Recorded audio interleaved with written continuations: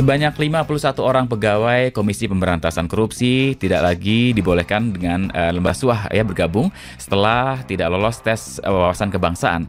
Keputusan itu diambil lewat sejumlah lembaga dan kementerian di bawah pemerintahan Presiden Joko Widodo, diantaranya jajaran Kementerian PAN dan Reformasi Birokrasi, Kementerian Hukum dan HAM, kemudian KASN, LAN, dan mengetahui indikator dan dasar keputusan tersebut. Saat ini kami sudah terhubung dengan Kepala BKN, Bima Haria Wibisanas. Assalamualaikum. Waalaikumsalam. Terima kasih nih untuk waktunya Pak Bima. Sebelum Sama-sama, Mas. Agenda yang padat katanya di Makassar ya Pak ya? Iya, saya sedang di Makassar. Baik. Nah Pak Bima, ini pertanyaan banyak masyarakat terkait dengan pemberhentian 51 pegawai KPK karena tidak lolos tes wawasan kebangsaan. Apa sebetulnya dasar yang digunakan untuk memutuskan hal tersebut? Jadi yang pertama, BKN mendapatkan mandat dari KPK untuk melaksanakan tes wawasan kebangsaan. Ya. Nah, tes wawasan kebangsaan ini merupakan turunan Undang-Undang KPK, PP-nya dan juga Perkomnya, Undang-Undang Nomor 19 2019, PP 41 2020 dan juga Perkom KPK Nomor 1 2021. Di mana di dalam peraturan undang-undangan tersebut, setiap pegawai KPK yang akan dialihkan statusnya menjadi ASN itu harus satu, setia dan taat kepada PUNP. PUNP Pancasila, Undang-Undang Dasar 45, Negara Kesatuan Republik Indonesia dan pemerintah yang sah. Yang kedua, tidak terlibat kegiatan organisasi yang dilarang pemerintah dan atau putusan pengadilan. Dan yang ketiga, memiliki integritas dan moralitas yang baik. Nah, aturan ini juga sama dengan aturan yang ada dalam Undang-Undang Nomor 5 2014 tentang aparatur sipil negara. Jadi, kalaupun Undang-Undang KPK itu memandatkan pengalihan status, tetap saja persyaratan mengenai pegawai KPK yang menjadi ASN diatur dalam Undang-Undang Nomor 5 karena dia lex spesialis. Nah, untuk itulah kemudian BKN menyelenggarakan tes wawasan kebangsaan. Hasil dari tes wawasan kebangsaan itu sudah kita ketahui 75 orang tidak memenuhi syarat dan 1.274 memenuhi syarat. Nah, yang 75 orang ini atas arahan Presiden apakah tidak bisa dibina lagi. Nah, kemudian tim KPK, tim asesor, Menpan RB, BKN, LAN, dan KSN bertemu untuk membahas arahan Presiden tersebut. Nah, kita kemudian mengevaluasi kembali, menguraikan semua unsur-unsur yang menjadi penilaian mereka dari 75 TMS itu. Kita buka lagi. Nah, TWK itu ada beberapa aspek yang dilihat. Yang pertama adalah aspek pribadinya. Yang kedua, aspek pengaruhnya, baik pengaruh dari luar maupun ketika dia mempengaruhi orang lain. Nah, yang ketiga adalah aspek PUNP, Pancasila, Undang-Undang Dasar 45, NKRI, dan pemerintah yang sah. Nah, dari aspek-aspek ini, tim asesor berpendapat kalau yang negatif adalah aspek pribadi dan aspek pengaruh, itu masih bisa dibina. Tetapi kalau dia memiliki keyakinan yang sangat kuat untuk tidak mempercayai PUNP, Pancasila, Undang-Undang Dasar 45, NKRI, dan pemerintah yang sah, apakah dia bisa dibina? Tentu saja, ini kan pertanyaan yang sangat mendasar. Apakah orang-orang yang menolak PUNP itu bisa jadi ASN itu? Sedangkan yang di dalam pun kalau dia terlibat dengan keyakinan atau organisasi yang melakukan penolakan terhadap PUNP, dia pasti dipecat gitu. Nah, kalau yang di dalam dipecat, apa yang di luar boleh masuk? Nah, jadi kemudian kita pilih lagi. Hasil pemilihan itu ada 51 orang yang tetap tidak bisa menjadi ASN, yang 24 bisa menjadi ASN. Itulah yang diumumkan oleh pimpinan KPK. Karena BKN tidak berhak sebetulnya mengumumkan itu. Jadi itu yang diumumkan oleh pimpinan KPK. Dan ya silakan. Ini Presiden kan sudah statement juga Pak Bima untuk tidak menjadikan hasil TWK sebagai dasar pemberhentian KPK, pegawai KPK ini. Apakah masih ada peluang gitu ke 51 pegawai ini, apakah memang sudah ketok palu, sudah lampu merah barangkali, atau masih ada kemungkinan lain untuk bisa dibina, mengingat beberapa pegawai gitu, kalau kita baca, kita lihat data juga, ada yang sudah mengabdi sekian tahun, kemudian juga memiliki performance kinerja yang kemudian diapresiasi oleh banyak kalangan gitu. Seperti apa, Pak Bima? Betul. Nah, jadi pertemuan koordinasi antara sejumlah stakeholder itu kan itu justru untuk menindaklanjuti arahan Presiden. Presiden mengatakan jangan serta-merta diberhentikan. Oke, itu tidak serta-merta, kita bahas lagi. Tapi pembahasan ini kan juga sesuai dengan peraturan perundang-undangan. Jadi peraturan yang menaungi banyak sekali sebetulnya untuk kita bisa melihat wawasan kebangsaan seseorang. Nah, dari 75 itu, yang 51 ini ya karena mereka sudah di dalam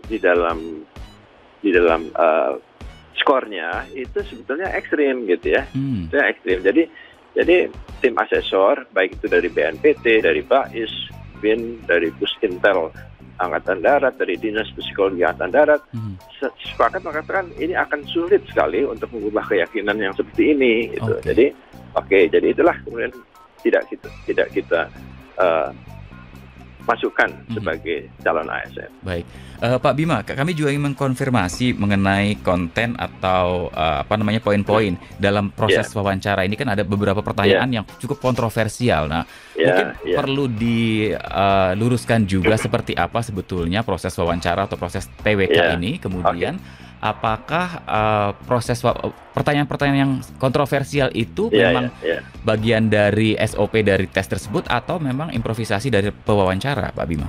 Oke. Jadi tesnya sendiri adalah multi metode dan multi asesor. Ini adalah untuk memberikan jaminan bahwa tes ini betul-betul objektif, betul-betul valid dan betul-betul transparan. Jadi multi metodenya kita menggunakan IMB 68, ini milik TNI AD, Indeks Moderasi Bernegara 68, karena yang dinilai adalah 68 klaster. Nah, hasil ini kemudian ditambah dengan profiling yang dilakukan oleh BNPT, dibantu oleh teman-teman BIN. Dua dari hasil metodologi ini itu yang dibawa ke dalam wawancara. Nah, wawancara ini kan sifatnya adalah untuk menggali pemahaman, keyakinan dan keterlibatan seseorang.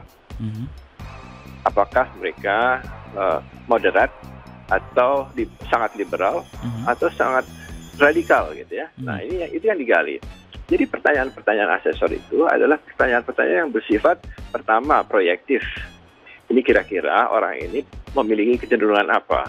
Dan bisa saja pertanyaannya menjadi pertanyaan interrogatif karena ini memang diperbolehkan dalam wawancara untuk wawasan kebangsaan. Nah, sekarang banyak yang diklaim di luar. Ini pertanyaannya kok rasis, pertanyaannya kok seperti tidak ada hubungannya. Seksis, HAM gitu ya? Nah, ini kan kita ingin melihat keyakinan seseorang. Misalnya, apakah Anda memberikan salam kepada penyelenggaraan agama lain misalnya, atau perayaan agama lain? Oh tidak, saya tidak memberikan salam karena itu tidak sesuai dengan keyakinan saya. Itu masih moderat kalau seperti itu. Nah, kemudian kan pewawancaranya, asesornya akan mengejar. Oke, kalau apakah Anda akan melarang orang memberikan selamat kepada perayaan agama orang lain? Kalau dia bilang enggak, silakan saja. Oke, dia tetap moderat. Tapi kalau kemudian dia menjawab, saya akan melarang anak dan keluarga saya untuk memberikan ucapan selamat yang sama. Nah, itu turun nilainya, menjadi intoleran. Nah, kemudian dikejar lagi sama pewawancaranya. Oke, kalau ada orang yang menyampaikan salam perayaan keagamaan pada orang lain, bagaimana menurut Anda? Oh, itu bidah. Oh, turun lagi nilainya. Nah, ini kan dikejar. Pewawancara itu mengejar seperti itu. Nah, ada yang juga yang mengatakan, apa hubungannya saya ditanya menikah atau tidak menikah? Nah, ini kan sexual harassment. Itu juga sudah kami jelaskan kepada Komnas Perempuan. Ini ada wanita, pegawai KPK yang ditanya, asesornya juga seorang wanita, berjilbab pula, gitu ya. Ini asesor intelijennya seorang wanita juga. Jadi apakah pertanyaan dari wanita ke wanita itu sexual harassment? Kan tidak, gitu ya. Nah ini kan tidak pernah disampaikan yang seperti ini. Nah, kemudian ditanya, apakah Anda sudah menikah? Kenapa kok tidak menikah? Nah, itu kan pertanyaan-pertanyaan seperti ini kan ingin melihat sebetulnya toleransinya, sikapnya terhadap keberagaman Indonesia itu seperti apa gitu loh. Jadi kita tidak bisa melihat pertanyaan itu apa adanya, tapi apa yang diinginkan, yang dituju oleh pewawancara ini untuk menggali hal-hal seperti apa gitu. Dan banyak lagi, ini doa kunut kok ditanyain untuk apa? Nah kan seperti itu ya. Nah ini kan ingin melihat toleransinya dalam beragama. Apakah Anda kalau sholat subuh mengucapkan doa kunut? Oh tidak, saya tidak mengucapkan. Oke, kalau Anda ikut sholat subuh yang ada kunutnya gimana? Oh nggak apa-apa, nggak apa-apa juga, itu moderat ya. Tapi saya nggak mau, saya akan menghindari masjid-masjid yang ada kunutnya, mengucapkan sholat kunut. Nah gitu, itu sudah intoleran lagi. Tapi kunut itu bidah, itu lebih intoleran lagi. Ini kan kita ingin melihat toleransi, bukan melihat kunut atau tidak kunutnya gitu. Nah itu pertanyaan-pertanyaan seperti itu yang kemudian ditulis di media seolah-olah itu pertanyaan yang melanggar HAM, yang tidak ada hubungannya. Tidak, itu semuanya berhubungan dengan wawasan kebangsaan. Saya kira begitu. Oke, baik. Pak Bima, untuk ke-24 pegawai KPK yang masih dalam proses pembinaan, proses selanjutnya akan seperti apa? Ini karena ada beberapa yang sudah statement juga bahwa mereka tetap akan menolak ini. Seperti apa kemudian prosesnya? Nah, ini kan menjadi pegawai KPK kan tidak dipaksa. Menjadi ASN itu kan tidak dipaksa. Kalau mereka mau menandatangani syarat-syarat menjadi ASN, silakan. Itu terjadi untuk semua orang yang akan menjadi ASN. Jadi harus ada pernyataan bahwa mereka bersedia menjadi ASN.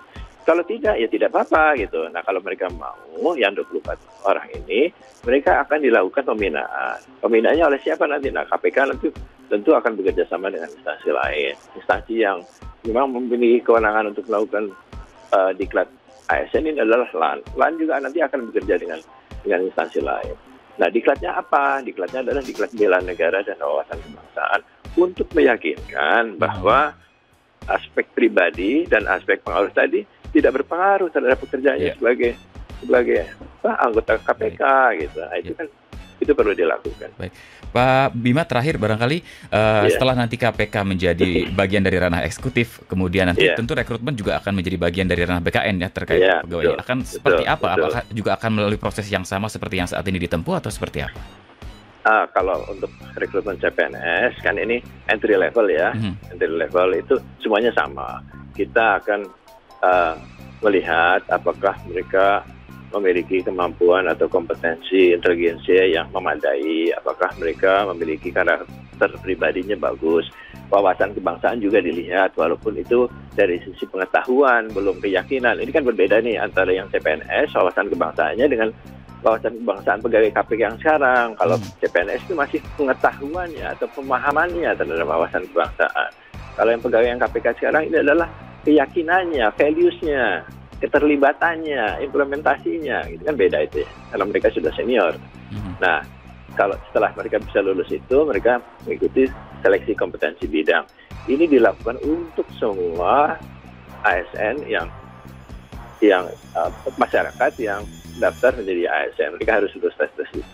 Jadi sama saja nanti. Baik. Pak Bima, terima kasih untuk waktunya bersama Sonora pagi hari ini. Terima kasih. Sukses dan sehat selalu. Mudah-mudahan bisa selesai polemik ini karena KPK harus fokus pada kerja utamanya untuk memberantas korupsi.